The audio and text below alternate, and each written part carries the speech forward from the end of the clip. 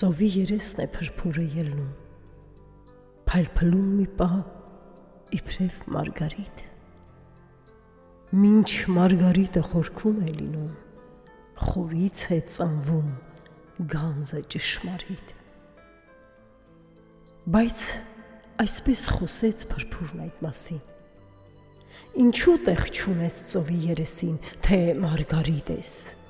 էլ ինչ մարգարիտ, ես եմ մայր ծովի գանձը ճշմարիտ,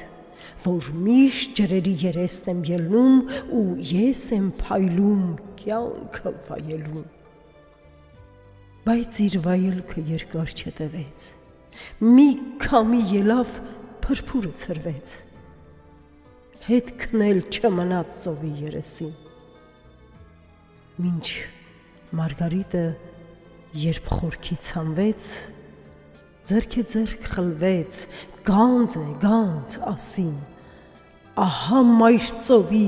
միակ փառքը մեծ։ Մարդիկ կան, որոնք փրփուրի նման միշտ կյանքի ծովի երեսն են ելնում, բայց խորքում որքան մարգարիտներ կան, որոնց փառքը դեռ փրփուրն է խլում։ Կնոջ սիրտը մի բաժակ է բյուրեղյա, փշրեցիր ու չես կարող էլ կպցնել, և այն օրից ավաղ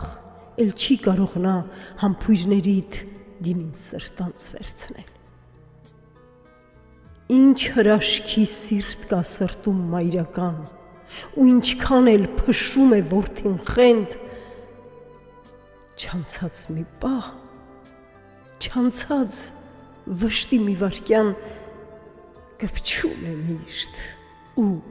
քեֆ անում որդու հետ։